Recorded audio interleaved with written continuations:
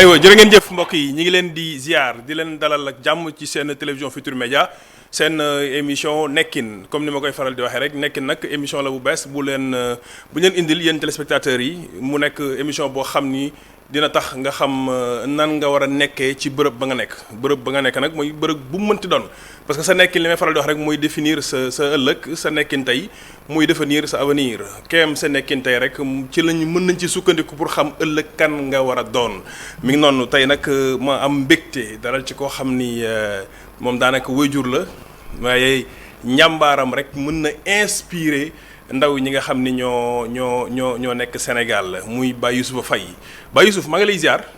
maa ngi lay delloo ziar Pape Diouf. di la nuyu di bàyyi nga nuyu ak suñu téléspectateurs yi. asalaamaaleykum maa ngi nuyu téléspectateur wu TFM yëpp. mais di yëkkati nuyoo boo xam ne jagle la. jëmale ko ci PDG Youssou Ndour. ndax moom c'est une personnalité modèle. c'est une personnalité de référence ci courage. di nuyu it nag fa nga xam ne fa laa jóge muy waa kër Maam Alaaji di ci jiital xalif bi sëñ Muniru bi nga xam ne moom mooy xalifa maamam di xalifa baayam. di nuyu waale it suma xarit doomam muy Mortala Njëgën bi nga xam ne mooy personne moralu safi daayira bu mag boobu nga xam ne mooy Safina wal Uxra. di nuyu daal sama mbokk yëpp waa union mouvement pour le progrès social des aws du Sénégal mais di nuyu aussi mon adorable épouse du ma ko ci fàtte Fama Diagne. jërëjëf mais mi ngi noonu donc Baye wax na ko Youssouf Faye moom moo jiite mouvement pour le progrès social des aveugles du Sénégal Baye Youssouf est-ce que laago wala dund ak handicap dafay frein la ci évolution doomu aadama bi. loolu damay répondre catégoriquement déedéet. lu tax. li tax mooy bon déjà aussi dina am benn concept rek bu ma corriger. tey mooy dund ak laago. dund ak laago ndax damay faral di dégg léegi ñuy wax vivant avec le handicap. waaw. handicap situation la mais du c'est pas une vie. fii ma toog ak yow nii. waaw amul lenn lu muy dund ci sama laago actuellement. mais mën naa nekk en situation de handicap fi ma toog boo amoon benn tableau bu nekk sama kanam te gisuma ko. kon kenn du wax dund ak laago. déedéet vivant avec un handicap déedéet. lu ñuy wax xam nga dund ak laago day mel ni ñun saa yu nu toogee rek. waaw suñu laago mi ngi suñu xol duñ ko dépasser mukk dañuy wax en situation de handicap. te xam nga tout ce qui est situationnel. oui n'est pas quelque chose de fixe n'est pas quelque chose de structurel. absolument am na benn professeur bu nekkoon CM Ousmane Ngom. bés bi mu jëkkee accueillir un enfant aveugle dans sa classe. pour mu sensibiliser yeneen élèves yi. dafa bind ci kaw tableau ba ca kaw a kaw. le handicap n'est pas un frein à l'émancipation. oui absolument léegi mu woo benn élève. bu gàtt. waaw ni ko dama bëgg nga effacer ma lee ma bind ci kaw. élève ni ko mais monsieur man jotuma ko mu ne ko lu tax mu ne ko dama gàtt. mu jël chaise am bi muy toog moom prof bi xale bi taxaw ci jot affaire bi mu ne ko effacer ko. loolu dafa bëggoon wan xale yi ni leen. handicap situation la bu amee un support rek daal di ko dépasser. jërëjëf. alors loolu c'était pour mu mën a jàngal xale yi ni kii ngeen bokkal classe. waaw bu ngeen ko jàppee ku wàññeeku. bu leen ko jàppee laago.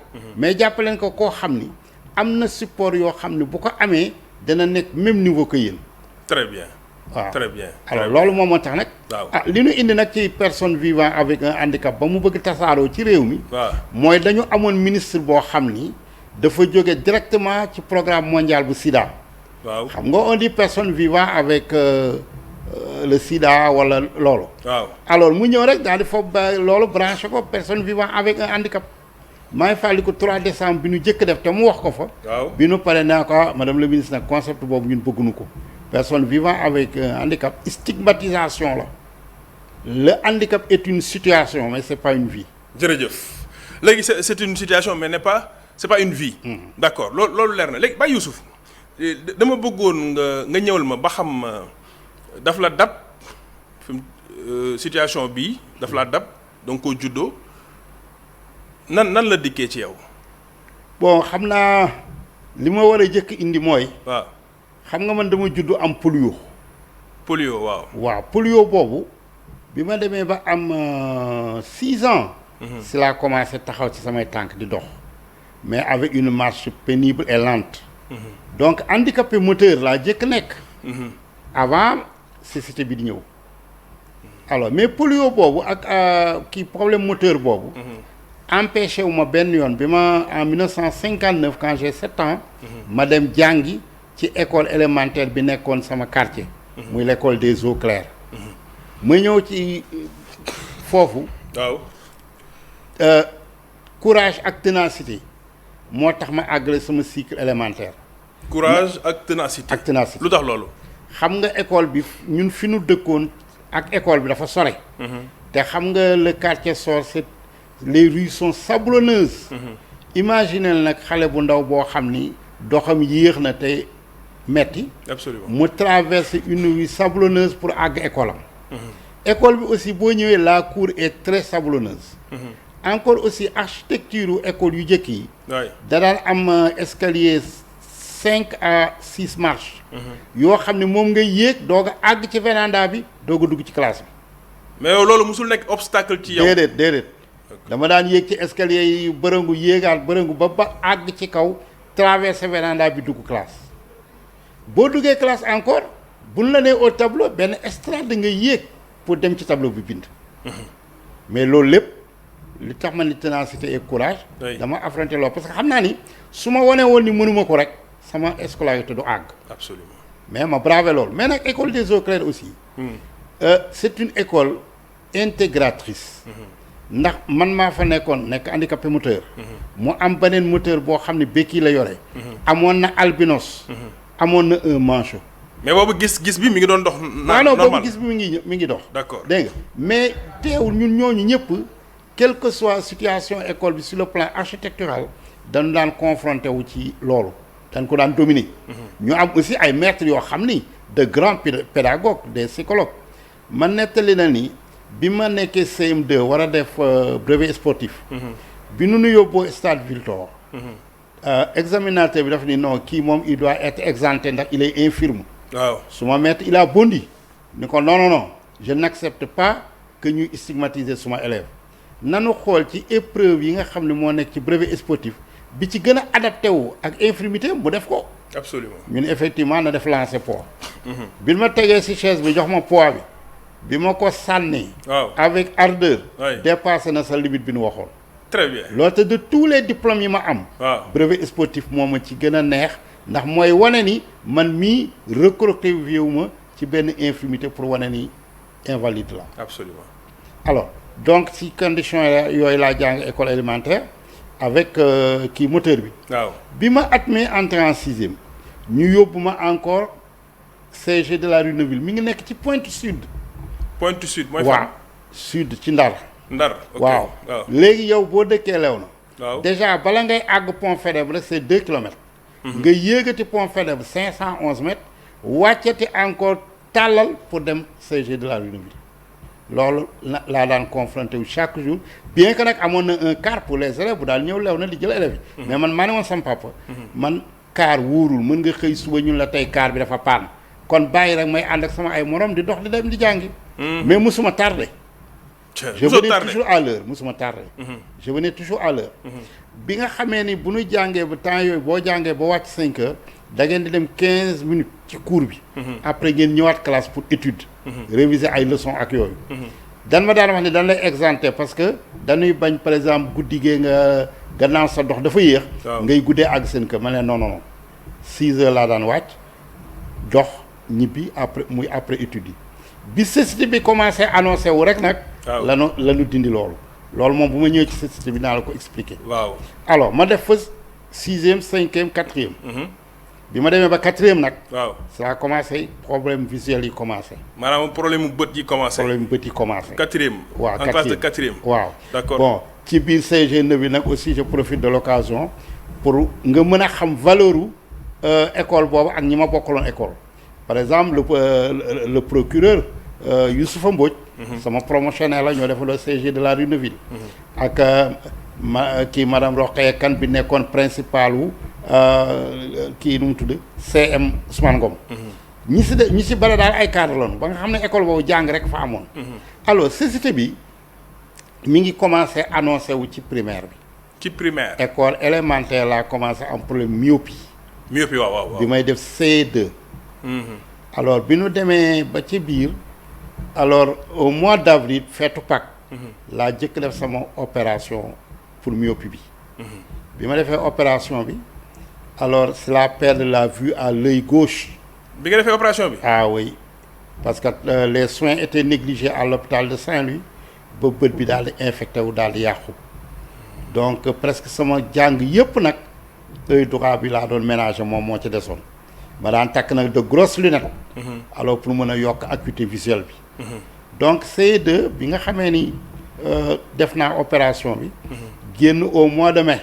waaw bi may ñëwee suñu maître ni ma non yow doo def composition bi parce que tu étais à l'hôpital man ko non man daal dama bëggoon def rek jéem comme ñëpp mu wax ma bañ ñu def loo ma examen bi gannaaw leçon yeeg yooyu am na ci yu bari yu ma tardé bi résultat yi génnee ma jël 45e. bi ma jëlee 45e presque j'étais la risée au niveau de la maison. ndax suma rakk bi topp ci man jël premier. ki nga xam ne maa topp ci moom jël premier au lycée fédéral man ma jël 45e. bu nu ma saan di wax wala discuter leen tam ñun waaye noppi waaye ak sa 45e. mais sam papa moom laa tudde suma doom bii. moom dafa yàgg am confiance man. bu nu waxee mu ne ah lay 45e bii. daañu toogaat fii ci ëtt bi yéen ñëpp mu daanee leen. effectivement loolu motivé ma. bi ma delluwaatee def composition bi ci topp. je suis sorti premier. tu es sorti première. première jël jóge 45e ñëw jël première. ba ma ñëwee dama dugg si rek ni papa maa jël premier mu ne xamoon naa ko de. très bien waaw waaye nag xaaral ba ñeneen ñi des ñëw ñeneen ñi des yëpp régressé man ma jël premier. gis nga booba. waaw dafa am magasin bu naan wax Citec da daan jaay ay ensemble carrelé yu rafet. waaw moom la sama papa dem jëndal ma ci benn ak ay dàllu nu-pieds en cuir du ma ko fàtte mukk. rek nag loolu nag doon envol ci man.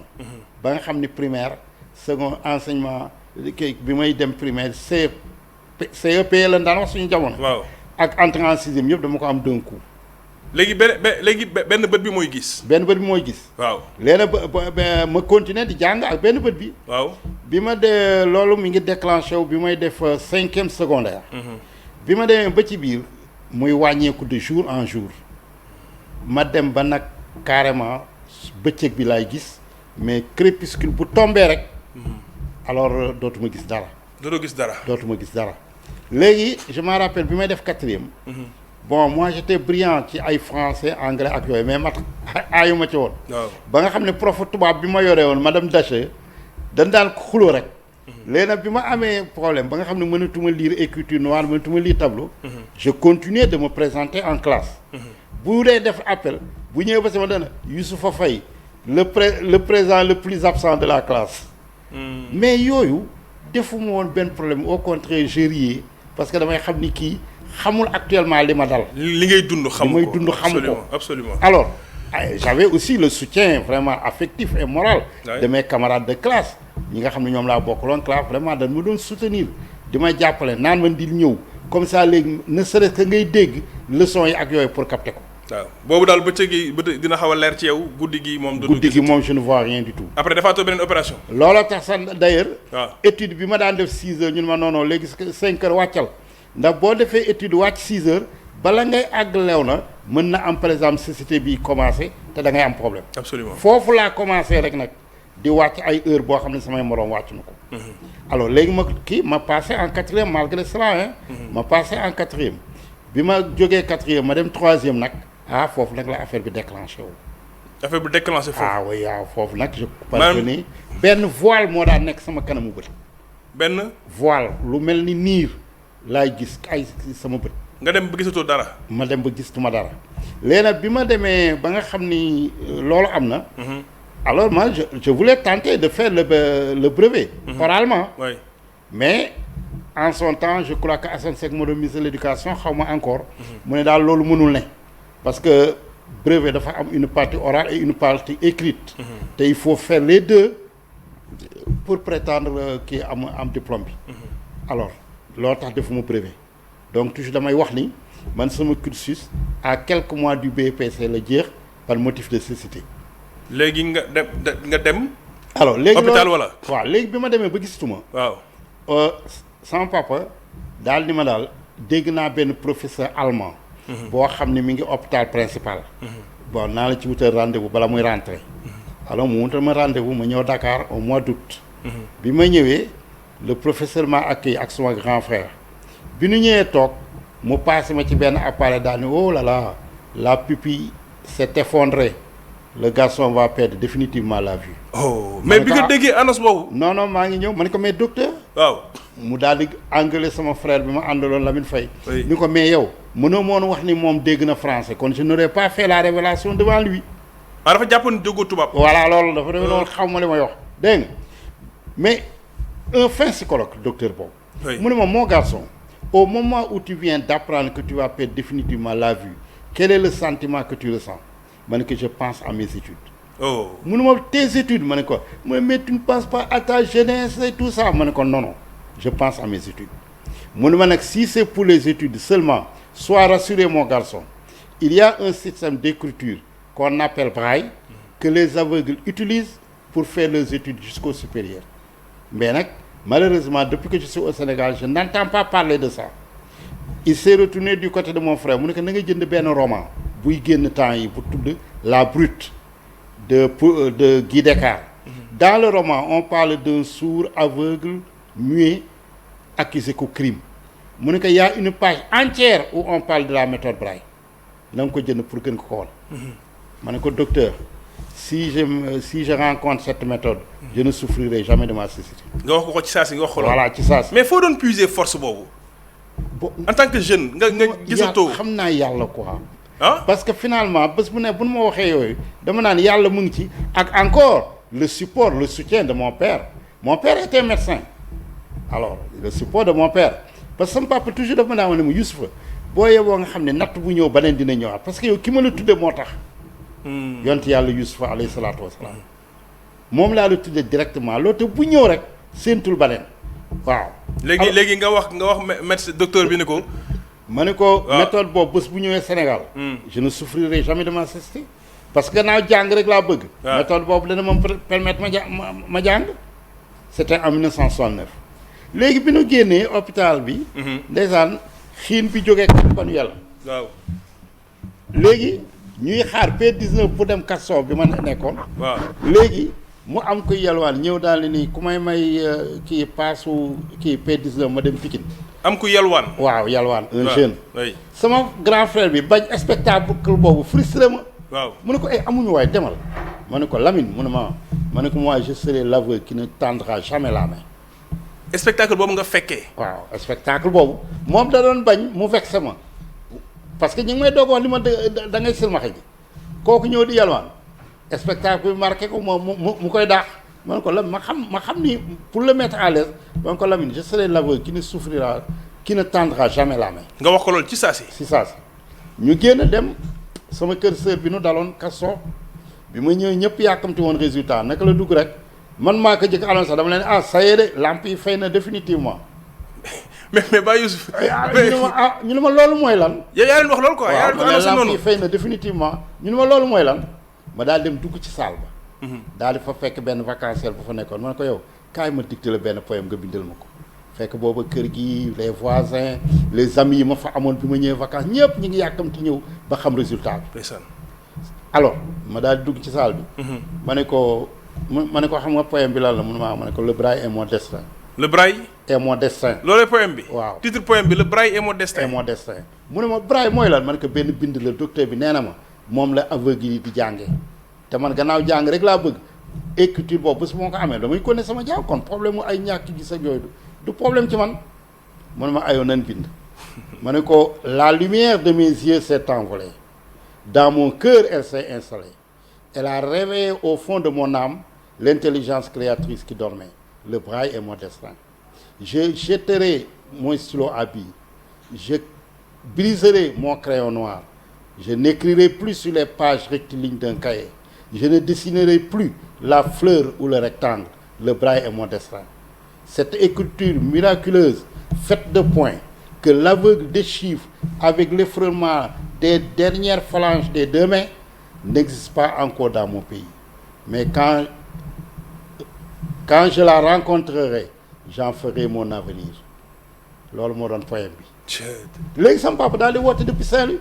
ñu wax alors Youssoupha ñëw na mu ne waaw ñu ne lu ko wax ñu ne ah Youssoupha de nee na docteur bi daal nee na c'est fini mu ne anamu nag ñu ne ah moo daa ma nga fee ci salle ba di bind benn poème le braille est mon destin sama ab li lan mooy braille ñu ne ko benn écriture la moo xam ni aveugle mën na ci jàng docteur bee ko wax léegi ci kii bi mu koy consulter moom déjà ma nga fay def poème yàkkamti jot loolu mu leen jox leen ma ko jox ma waa Youssoupha mu ne ko mu ne alors parce que ah papa docteur bi de nee na moom c'est fini ah mu ne ko waaw mu ne ma léegi nag wax ah déet man jàng moom papa dara même bu ma doon toog ñu may samay jàpp sama xel du ma bàyyi jàng ci àdduna waaw ma ne ko waaw mu ne léegi nag ma ne ko léegi kay je vais rentrer gannaaw loolu rek ma indi woon Dakar je vais rentrer en fin de semaine ma dem ndeysaan au niveau de mes amis aussi c'était ça ñoom ñëpp ils étaient attristés kii mais ma leen di kii rek ma indi leen nu mu teeti kii bi poème bi waaw gis nga booba xam nga sax braille nu ngi koy bindee BRAIL laa ko bindee xamoo nu ñu koy bindee déedéet parce que xamuñu ko woon Sénégal xamuñu ko woon mais fu la inspiration poème boobu dikkalee parce que Baye Youssouf boobu ñaataat nga am ba tubaab yi nga dégg noonu mën na tey am na ko bëri na ko am bac wala ko dem ba master dégg ko noonu mën na dama yàgg bind gis nga am na benn livre instruction civique bu daan jàng ci école yi te je me rappelle couverture bi rouge noir la ci partie noire bi la ñu def monument de l'indépendance Abdoulaye Fofana moo ko bindoon ak André Théris je crois bon am na ci benn photo bu ñu def ci Saint-Louis le pont Faidherbe ñu wane ci nii benn voiture ak benn paa bu yore vélo li ñu bind ci suuf phrase boobu man maa ko defoon suñu classe yaa ko defoon seen classe suñu classe bi may def CM2 waaw suñu maître daf doon jàngal physionomie délabrée ñu ciy def phrase j'étais très fort en construction de physique de phrase ma daal di jóg ni ko le pont Faidherbe malgré sa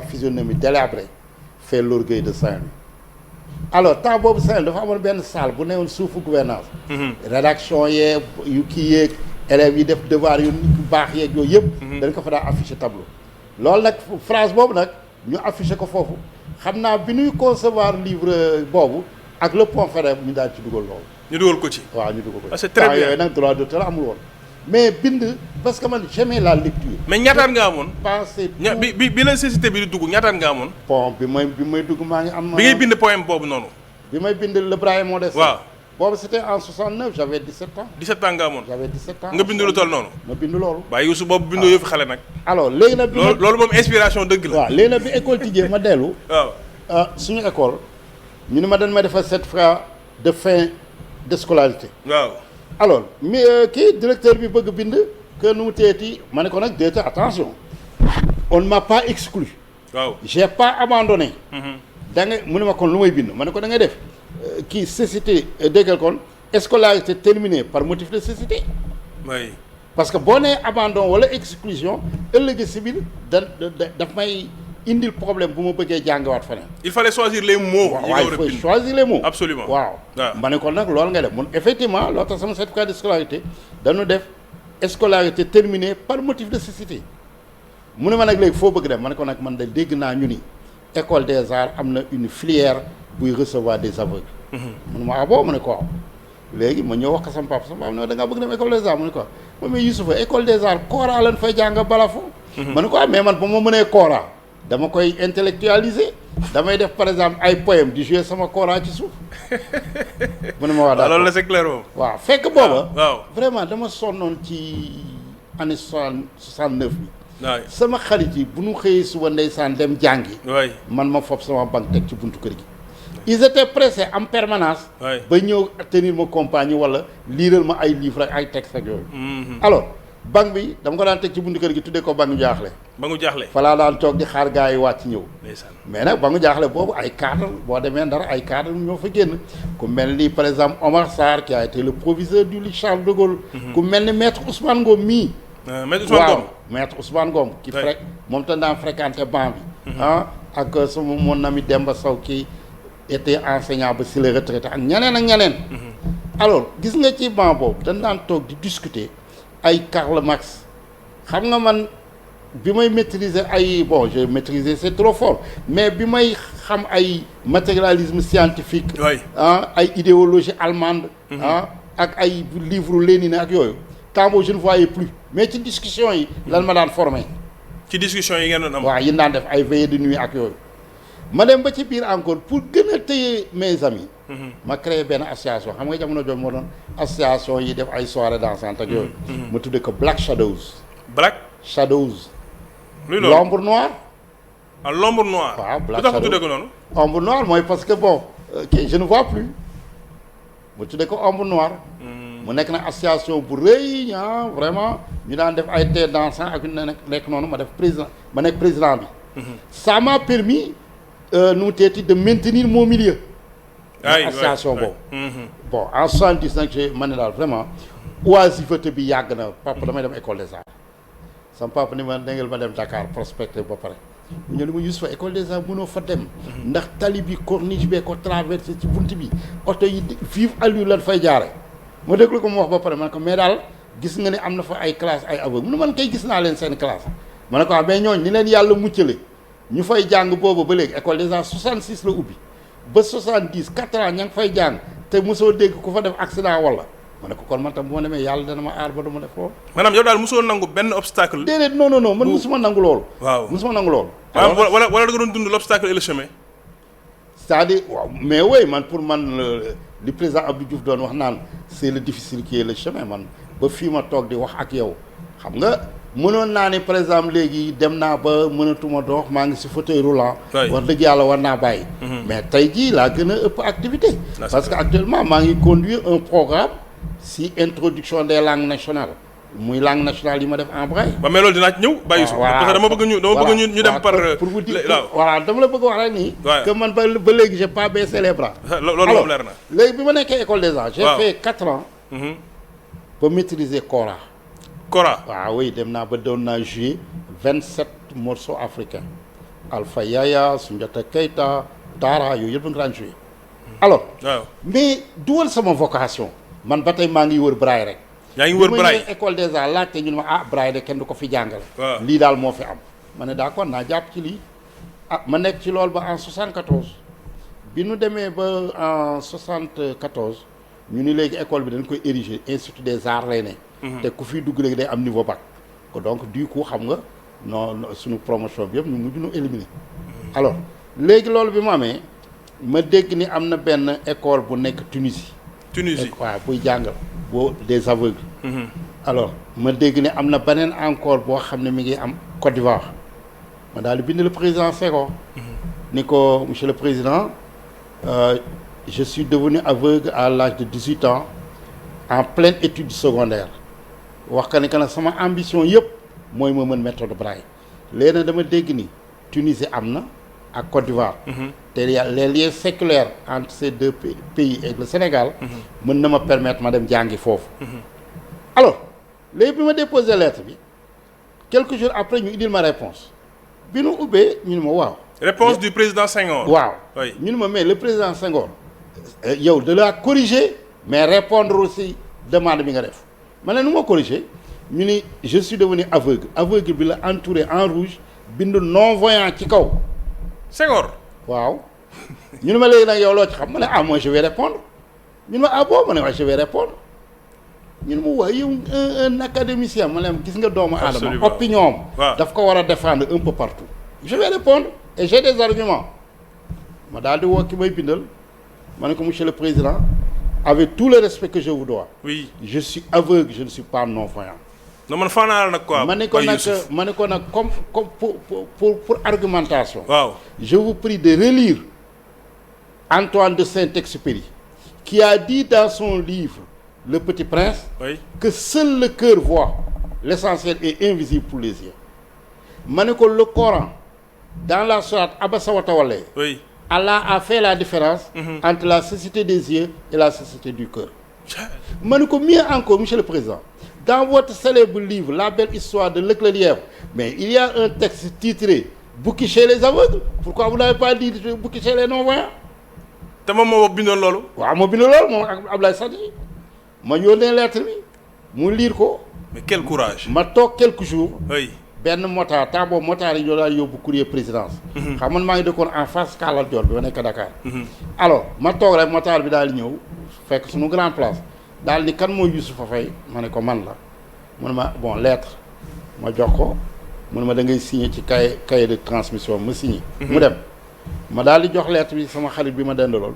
mu daal di ko lii ne ma da nga doon sob rek ma ne ko mu ne président moo la convoqué audience. waaw première aveugle bi corrigé le président Senghor. waaw ñoom dañuy jàpp ne peut-être dafa am ay daan yu lay xaar wala. voilà mu ne ma di nga dem ma ne ko bañ a dem ma ne waa ku may ànd nag ku nekk naan ay ñun kay demul mu am ndeysaan sama benn xarit paix à son âme yàlla na ko yàlla wàccee yërmande ci kawam Souleymane Ba. moom pël Fuuta la. oui Guinéen la mais fii la yaroo. mu ne ma Youssou ma ne kaa mu ne ma ñooy ànd. gars yi ni ko da nga sopp bu ngeen àndee actuellement Sékou Touré ak Senghor fi nu toll. yow moom doo génn palais. mu ne ma daal nooy def ñu dem bi ñu ñëwee ci audience bi ñu ñëw ci salle d'attente bi. ma am benn conseil technique tubaab bu génn. il s'appelle Guy Etcheverry. il doit être bien connu dans le milieu de la presse. na moo doon représentant Jeune Afrique. bi mu ñëwee dafa dugg rek ni ma ah bon c'est vous qui corrigez le président de la République. ma ne ko non je n'ai nullement la prétention. mu ne ma mais tu as bien fait. ca yooyu tubaab noonu keneen daal di dugg. waaw. mu ne ma kii mooy Alaaji Moustapha Niang président UPIS. te mu doon nekk maire Tivaouane. waaw mu ne ok le président bi mu lire sa lettre moom Guy Etcheverry. il est allé dans sa bibliothèque génnee livre bi. mu ne ma la citation là dans le roman Le Petit Prince. bi nga nekk à la page 90. il l'a lu et il est d'accord avec toi. mu ni kii c'est son conseil religieux. Moustapha ni ko. li nga wax ci Abasa watawal leen noonu la demee. ndax yonent bi dafa sallallahu alayhi wa sallam dafa toog ak kàngamu màkk di leen waar ci diine gi. ñu koy xool. mais dégguñu ko. waaw noonu benn silmaxa jóge fële bu naan Abdallah ibn Maktum. waaw moom kanam gi dafa maase woon bakkan rek la ko may amoon ak lay. amul woon bët. ñëw ne ko yow mi yàlla yónni. xamal ma li ngay xamal ñii. yonent bi continuer di wax ak ñooñu. ndax booba ñooñu Abu Jahel mi ngi ci ñeneen ak ñeneen ak ci. te bu nu ko nanguloon dugg ci l'islam day gën a doole. absolument mu ko ne di wax ak ñoom. waaw silmax bi avancé ba teg loxoom ci épaule mu daal di xaw a fuuyu tuuti. pour àggale entretien am. yàlla wàcce aaya. abasa wa tawalla an jaahu al a'ma wa ma yudrika la'allahu yazakka aw yazakkaru fa tanfa'u zikra. sadaqallahu al-azim. waaw dégg nga. waaw ni que ñii jàkkaarloog yow. waaw. ñi ngi seen bët yaa ngi ni jaar ñu lay xool. waaye sa leer duggul seen xol loolu tax duñu dégg li ngay wax. kële nag mënul jàkkaarloog sa kanam gu tedd gi ndax du gis waaye xolam fees na dell ak lumière. yonent bi daal di jóg dem dab ko daal di ko accolade teg ko ci wetam. dem na ba bu daan dem xare. moom la ñuy bàyyi mu jiite màkk. Moustapha Niang wax loolu. mu ne ma kon tu as raison. ñu ne ma nag li reeloo président. mooy li nga ko wax ni ko yow non voyant bi nga may wax loo yow sa livre bi nga bind Leclerc tu as y a un titre bouquet chez les aveugles. ñu ni loolu moo reeloo Senghor ñu ne loolu la moo reeloo Senghor il a dafa ree aux éclats daal ni moo vieux le gosse là gosse bi doy na waar. bés boobu 50 000 lan ma wax ni ma Senghor moo la ko may. ci jamono jooju dem naa ba nga xam ni ba bi may nekk Macan. saa yu ma demee palais dañ may rappeler loolu ba bi mu fiy jóge léegi nag après mu wax ma ne ak au lieu ma lay yóbbu xam nga ne Sénégal dafa yàggee bëgg seen premier cadre di jóge France. oui absolument man ma au lieu ngay dem ay Côte d'Ivoire ak yooyu la Côte d'Ivoire n'a rien à nous apprendre. ak Tunisie. je t'amène à l'Institut Valentin Hauy de Paris. Institut national des jeunes aveugles du Paris. oui ma nekk ci démarche yi nag pour préparer dossier bi pour dem. ndeysaan je lui rends hommage xaw ma ndax mi ngi dund. madame Thérèse King. moo doon conseil action sociale bu président Senghor. ba pare nekk directrice générale de la fondation nationale d'action sociale. moom keroog bi ma dem pour war a retirer xaalis bi ni ma doon jox. pour sama trousseau pour dem France. mu ne ma mais Youssoufa au lieu ngay dem France di jàngi. yow mën nga dem jàngi ñëw problème insertion posé wu. tu n'es pas au courant de l'ouverture de l'Institut des jeunes aveugles à Thiès ma ne ko mais si mu ne ma mais. dans ton diplôme j'ai vu un diplôme d'enseignant kay de la Hélène Kira. mu ne ma léegi mënuñu la recruter nga dem jàngale ji foofu boo commencé nag ba nga xam ne am nga emploi ba pare. ay stage ak yooyu à Valentin ay c'est toujours possible. moo xam bon ma ko madame mun ma ko cette offre là. je ne la rejetterai jamais. loolu moo ma yóbbu INEFJA. loolu moo la yóbbu INEFJA. nga defay jàng léegi. ma nekk fa enseignant. nga nekk fa enseignant léegi xale boobu nga xam ni bët yi muuru daf koo dab obstacle yi nekkoon ci kanamam xale boobu bind lettre président Senghor pour dem Tunisie pour jàngi ginnaaw obstacle yooyu yëpp moo toog nii jàkkaarloog man ci émission nekkin. tey dama bëgg nga wax ma lan nga def ci Sénégal lu mérité nit ñi xam ko te xamuñu ko woon. waaw comme li ma la wax rek xam nga man toujours damay am ay références. oui man bi ma jàngee histoire Louis Braille. ma xam ne Louis Braille moom tam silmaxa bi daf ko dab. moom tam il était habité par le fait que mu mën a recouvrer la possibilité de lire et d'écrire. looloo tax mu créer les 6 points là yi nga xam ne mooy Braille.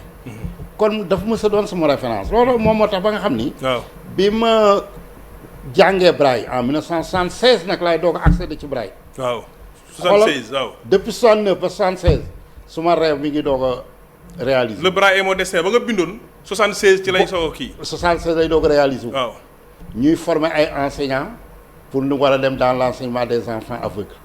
mais les critères étaient ay bacheliers la ñu doon. ba pare doon les voyants. donc je ne répondais pas aux critères. waaw d'éligibilité. mais bi ma ñëwee toog ak experte bi nga xam ne moo yore woon formation bi. une américaine madame Frances Wiesenfeld. dama ko wax sama mbir rek mu ne ma moi je vais vous prendre dans le cadre de ma fondation ñu former la. boo amee diplôme tu auras le diplôme de ma fondation. American Foundation for Overseas Blind. bu boobaa nag le reste tu te battras pour ton insertion. ma ne ko d'accord. keroog bi ma mujjee def ak moom cours ba mën Braille mën ko bind ba def ci texte ak poème indil ko. bi may génn laa daje ci escalier yi avec un certain Frédéric Badiane. waaw qui était le directeur de l'alphabétisation. alors bi ñu ñëwee muy def nii pour ma jàll quoi parce que man moo daan defi cours maa ngi sama machine portative Braille yore ay tablettes yi kalang-kalang ak guide bi may àndal. après moo tax mu ne ma feuille bi wadd mu xool ni ma c'est quoi ma ne ko lii méthode Braille la quoi mu ne c'est ce qu'on enseigne à côté là ma ne ko oui mu ne on est dans le même palier mais mosuma gis Braille. ma ne ko yow foo ne mu ne man maay directeur alphabétisation ma ne ko may ceeb monsieur le directeur. les langues nationales là. est-ce que par exemple mën na ko adapter en Braille. les langues nationales. waaw oui. mu ne bon ma ne ko waaw mun ma nan dem sama bureau ñu dem bureau mu génneel moo le wolof le séeréer le pulaar le soninka le mandinka. ak le séeréer. oui boobu 6 langues yooyu moo amoon. 6 langues yooyu ñoo amoon. mu jox ma ko ma dem kër ga. waaw ma gis ni.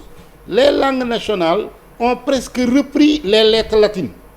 waay A bi ni ñu bindee aw. boobu la absolument te yooyu yëpp le Braille. qui est fort de 63 caractères. mën na son boo xam ni amul ci écriture noire nga puiser ci benn caractère Braille jox ko valeur boobu. oui ma commencé song liggéey boobu.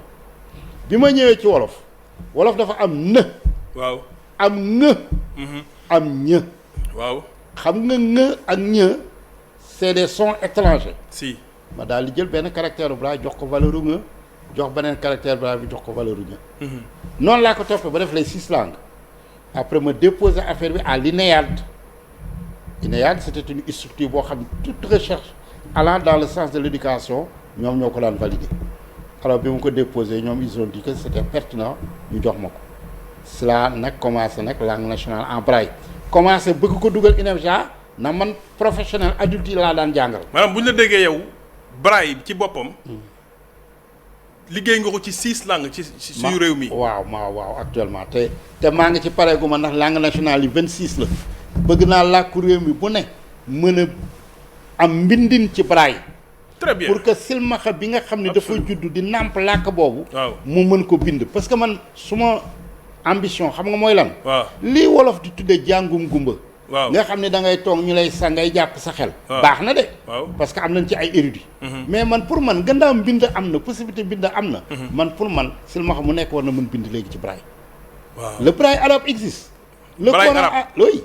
le Coran a été transcrit en Braille. waaw loolu am na waaw. Kaamil Braille am na. absolument waaw kon nag léegi. absolument ngay dem ñu naan la bismillah ngay jël sa xel ak yooyu di mémoriser. waaw mais mën nga jàng alxuraan. ci braille waaw ci braille boobu. langue nationale aussi langue bi nga naam. mën nga ko jàng ci loolu. ñu dem nag ba langue nationale bi aussi. gis nga 1981 année internationale des personnes handicapées laa ko exposé. waaw. alors ça a attiré toute l'opinion. mais pour nous valider ko. waaw président Macky Sall ci magistère am. moo jël décret validé ko. ñu validé ko. waaw waaw. mais kenn validé ko woon donc c'était pas officiel. mais nag liggéey naa ci ak ay ONG tel que le Papa tel que Sight Savers pour former ci ay aveugles adultes en braille langue nationale. léegi nag loolu bi mu amee nag ma déposé ko à l'UNESCO. déposé ko à la Ligue internationale du braille. loolu tax nañ jox ma titre expert braille. ñu jox la titre expert braille. waaw actuellement expert braille la. très bien. je suis expert en braille adapté aux langues nationales. waaw dañu bëggoon ndax sa langue nationale sénégalaise ma leen déet ku leen ni man suma objectif du dem ba ma dem yeneen dëkk te foofu seen langue nationale def ko braille. et d'ailleurs je l'ai fait avec le Mali. le Mali. oui le Babaninka. waaw man maa ko adapté en braille. maa ko adapté en braille. mais Baye Sow ñaata langue ngay wax yow. actuellement 6 langues laa am Sénégal mais langue bu am écriture elle est adaptable en caractère braille. langue bu am écriture rek. waaw bépp bu am bind. waaw elle est adaptable en caractère braille. caractère braille lii braille daf ci defar ba waajal ci loo xam ni ëllëg si bi kuy def recherche ci signe braille da nga ko fa mën a puiser 63 signes. xoolal 6 points. waaw ñu génne ci 63 combinaisons. alphabet français. waaw 26 lettres la. waaw mais braille 40 lettres la ko indi ndax lettres accentuées yi. absolument. waaw mu desaat encore yeneen signes yoo xam ni booy def recherche tey ci langue nationale foofu rek ngay puiser loolu tax je dis à la génération là ma leen. man nag je n'ai pas la prétention. lépp rek Youssouf Faye lay doon ndax man je n'aime pas le culte de personne. man wane naa yoon wi. ni braille bii mën nañ ko adapté ci suñu langue nationale. mais itam faites la recherche. Faites la recherche, absolument. Que l'INEFJA fasse la recherche pour les autres langues. Waaw. Mais moi, j'ai pas la prétention 26 lettres yëpp porter le nom de Youssoupha Faye.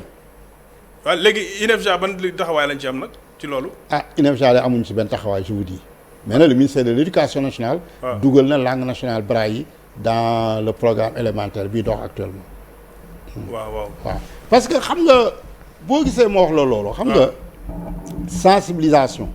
dafa àgg ci mu yaatu. xam nga bu fekkee ni dañu xam nga Sénégal. tey jii par exemple c'est sûr que bu ma fi génnee tey. dina am ku ñëw ni la waaw mais silmaxa bu déggee nii français. waaw mais xam nga loolu. man tam bu ma dindiwul mythe bi. day mel ni kon tasaaroowul. te loolu daf ñuy gën a marginaliser. parce que je vous dis que. je ne suis pas la seule étoile. qui brille dans le firmament des intellectuels aveugles je ne suis pas le seul. Absolument. J'ai mon ami. Sidi Mbaye. Il est aveugle. Mais écrivain là. Et encore il a créé un parti politique. Et tant d'autres encore. Il y a le professeur Diouf qui est à l'INEFJA. C'est un aveugle tardif. Mais bi mu ñëwee le maîtriser ba actuellement l'outil informatique maîtriser na ko. Alors loolu kon boo y a du Youssoupha Faye rek. Il y a les étudiants yi nga jàng INEFJA en baccalauréat dem France ils sont devenus aujourd'hui des inspecteurs du trésor wala ay cadres du yuré ak informatique ak yooyu loolu aussi c'est bon de le connaître dans la sensibilisation waaw actuellement daal tollootuñu ci jamono joo xam ni comme bi ñu nekkee école des arts silmaxa bu romb sol costume rek ñu ni kii élève école des arts la ñoom dañ ko fi émancipé woon léegi nag l'émancipation est à tous les niveaux là c'est clair mais la lutte contre la mendicité daan naa dégg nga ci wax lu bëree bëri de waaw la mendicité xam nga dañuy wax mais moom tamit il fait partie des plus vieux métiers du monde absolument parce que bu njëkk solidarité bi amoon moo doon bu nekkee waylaago ci dëkk dañ lay wutal tool ndax mënoo dem tool gis nga toolu àllarba yi ngay dégg mais c'était destiné au waylaago toolu àllarba yi ndax dañ leen ko daan béyal ëllëgee si biir bu déqi jotee ñu déqi leen jaay ko pour nu am lu nu dundee du ñu génn seen village di yalwaan mais bi nu demee nag ba loolu amatul ou du moins les toolu àllarba ont été récupérés par les marabouts alors nag si la silmaxa yi commencé génn seen dëkk di ñëw di yalwaan si ay Dakar ak i Saint-Louis alors léegi lu nekk daj nañ ko ci wàllu yalwaan bu njëkk c'était des rafles dañ leen daan ramas ci mbedd yi yóbbu leen nu mu tee ci kiiwu palais de justice. waaw dem nañ fa ba tay génn fa ay silmaxa. waaw ñu dem ba sax nag jamono bu gën a yàgg y avait un maire de Dakar je crois que c'est le dernier maire avant la colonisation. waaw Alfred Goux. Alfred Goux moom bi ko mendicité bi encombré ci biir Dakar. waaw dafa ni day tabax benn ngandi asile. ñu dajale fa handicapé yi yelwaan. waaw comme ça bu boobaa ñu yoree noonu lekk ak naan. waaw dootu ñu génn di encombré mbedd bi. gis nga foofu ma site boobu fan la woon. waaw repos Mandel bii ngay dégg biñ koy tabax. waaw c'était pour mu abriter asile pour handicapé mendiant. d'accord loolu moo taxoon. looloo taxoon. ok après nag bi ñu leen fay fanaanalee benn bés. waaw ñu xëy suba ñoom ñëpp évacué yi ñuy def grève de la faim. waaw la ñu xam ni kon pratique boobu baaxul. xanaa la grève des bâtiments fa la jógee le livre là. grève des bateaux. waaw il s'est inspiré de ça. absolument ça. s'est inspiré de ça dégg nga. waaw alors léegi nag gouvernement yi fi jaar yëpp. waaw dañu daan organiser ay raaf pour handicapés bu fekkee am na xew-xew bu fi am. Jeux de l'amitié. Festival mondial des arts nègres. ñu dem ba ci biir nag avec l'avènement du tourisme ñu ne nag encombrement lan si la ñu ko tuddee d'ailleurs encombrement humain. ni loolu touriste bëggul gis loolu. waaw kon nañu ramas silmaxa yi ak handicapé moteur yeeg ñi yelwaa ñëpp ci mbedd mi daa te doon handicapé. waaw sukkandiku nag ci benn article 245 du code pénal. moom moo interdire carrément la mendicité. autorisé wu ko lu dul les jours de culte. le vendredi pour les musulmans. le dimanche pour les chrétiens. mais nit ki mën na toog ba ñaari fan yooyu rek lay yalwaan pour dund. déedéet alors loolu tey ñun suñu combat. mooy lan. mooy abrogation. waaw loi boobu di interdire la mendicité. waaw tamit ba Youssou tamit est-ce que tamit dañoo war a waruñu xool trouver solution wala da ngay daganal mendicité. non man maa ngi koy daganal wala. non man maa ngi ñëw. waaw maa ngi ñëw. d'accord. la mendicité. waaw j'ai l'habitude de dire. waaw xaw ma na ndax li may wax après dañ ko censurer wala. dama ni waaw dans un pays de croyants comme le Sénégal. waaw où la prostitution est légalisée. waaw l'homosexualité tolérée. on ne doit pas interdire la mendicité. mais on peut la réduire. par des moyens humanistes et réalistes. waaw par des moyens humanistes et réalistes. waaw ça c'est clair. mais ubbil leen le chemin de l'école. oui moyen humaniste la ak réaliste. absolument ku jàng am diplôme. mais dootoo génn ci mbedd mi yelwaan. là c'est clair. handicapé bu am un profil. Oui. ñu jox ko un métier muy liggéey. waaw mais du génn ci mbedd mi yelwaan. là c'est clair. ki nga xam ne aussi ay parents jàppaleen ko jàppale boo xam ne soxla muy génn ci biti parce que loolu it lu mën a nekk la. waaw man sama papa daf ma ni woon. waaw bu la bés bu la see boo gisatul. waaw ñëwal toog fii may bokkee sama pension. waaw moo ko papa boo deewee nag ma majeur pension bi day dem di. boo deewee nag ma majeur. waaw pension bi day dem. loolu dëgg la te loolu dépendance la. absolument mu yëkkati kër waay. may ma ko. bi ma amee système.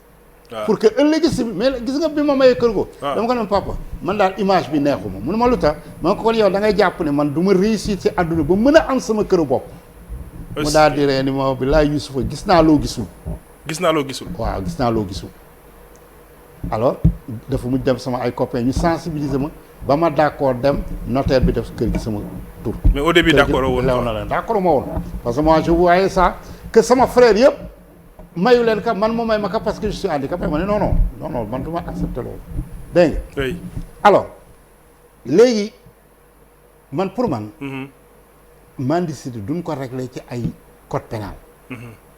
xam nga tubaab bi. waaw bi mu fi dugal école française. waaw ubbi na école fu ne. pour waaw xale njaacaar bi. mais xalaatul ubbil xale silmaxa mu njàng. et pourtant Louis Braille est né en France. Louis Braille. oui. c'est un français. dégg nga. waaw ñu am indépendance. yokk école yi fi tubaab yi defoon bu fi defee 10 ñu yokkaat ci 20. waaw mais ba tey xalaatuñu ubbi le chemin de l'école aux enfants aveugles. te il le faut nag. waaw te il le faut. mais nag Baye Youssouf. léegi nag. waaw mais temps bi moo jeex. ah xam nga sama waxtaan ak yow. dama bëggoon a ñëw nag ci Pape Alassane Fall. waaw demal vas-y rek. Pape waaw Alassane Fall moo rencontré le président Senghor en 1971. waaw ni ko président encombrement humain yi nuy wax. dégg nga mun naqadi suñu xol lool moom aveugle la woon. waaw mais il était dans le mouvement des jeunes socialistes. oui. mu ni ko ban xalaat nga ci am. waaw Senghor ni ko man li ma ci xalaat mooy tabax benn conservatoire de musique bu rëy. comme ça parce que les aveugles sont doués en musique. mu ne ko non mais monsieur le président. waaw ils sont doués en musique certes. waaw mais aussi ils peuvent être doués dans d'autres disciplines. absolument. ah mu ne ko loolu nan la mën a nekkee mu ne ko nan fi dugal enseignement braille. ci lañ ko fi dugalee. ci la du ko fi dugalee. jërëjëf loo tax Pa Alassane Fall moomu. waaw man damaa bëgg ñu tuddee ko INEFJA. Pa Alassane Fall nga bëgg ñu tuddee ko INEFJA. waaw parce que moom mooy fondateur u INEFJA. jërëjëf. waaw fi mu toll nii moom message bi jàll na je pense que ni fii mooy la télévision Futurs Médias. waaw fii moom yaa ma gën fii moom loolu message boo bëggee jàllale. ñëwal fii. ay ca ma bàyyi la rek ci 30 secondes rek nga tàggatoo kàddu gu mujj parce que dinañ amaat yeneen jotaay incha allah. waaw bon xanaa tàggatu bi yëpp rek mooy. oui. encore une fois ma yeesal sama ngërëm ci yow. jërëjëf. yow de yàlla na la yàlla taxaw yàlla na la yàlla jàppale. amiin incha allah. yow fépp rajo boo mës a ne. absolument invité nga ma fa. absolument. parce que da nga teel a comprendre ni ñii. c'est des sans voix amuñu occasion li nekk ci ñoom ñu wax ko. dañuy invité ñeneen ay politiciens ak yooyu. yow nag depuis Thiès ba léegi. priorité mooy nga invité handicapé jox ko occasion mu wax. pour feeñal boppam def sensibilisation. jërëjëf loolu nag maa la ciy gërëm mais nag maa ngi ciy gërëm. sama rak sama jarbaat. muy. Massamba. waaw Massamba moo ma xamale ak yow. absolument muy xale bu baax di xale bu am jom. jërëjëf di def lu rëy ci handicapé te amul distinction entre catégorie. absolument waaw. jërëjëf kontaan naa en tout cas kontaan naa ci dalal la ci émission bi di nekkin xam nga nekkin émission la du leen kenn lépp ñëpp la li ñu bëgg rek mooy ku ci nekk rek ca la nga nekk jàppal ni foo ci bëgg a yegg rek ci yow la des. te yow tey wane nga ni à travers ce parcours ni mu riche que ni amul benn excuse. ci suñu évolution amul benn excuse ci ki nga xam ne bëgg na réussir ci àddunaam amul excuse ginnaaw biñ la dégloo excuse moom amatul donc mi ngi noonu en tout cas bëgg nañu ñi ngi lay ñaanal di ñaan borom bi sàmm la te itam mu defal la tawféex li ngay def Sénégal am na solo et loolu dafa mérité ñëpp gis ko teg ci seen i gët moo tax ñu dalal la fii ci télévision Futurs Médias ci émission bii di nekkin nag ni may faral di wax rek sa nekkin mooy déterminer sa nekkinu tey mooy déterminer sa ëllëg sa nekkinu tey mooy déterminer sa avenir kéem ni nga nekkee tey ci lépp loo mën a nekk itam dafay am impact ci sa nekkin bu ëllëg kon nag na nekkin yi rafet ñu góorgóorlu ci suñu bopp te xam ni dans la vie tout est possible mi ngi noonu loolu moo doon seen émission nekkin ma daloon ci ki nga xam ne mooy Youssoupha Faye moom nag mooy président mouvement pour le progrès social des aveugles du Sénégal MPSAS di sant ñi nga xam ne nag ñoo nekk sama gars yi nga xam ne ñoo nekk ci régie ba ñoom lancé na gars yi nekk foofu yëpp maa ngi leen di bëggee ci coordination bi itam am na solo di wax rek ni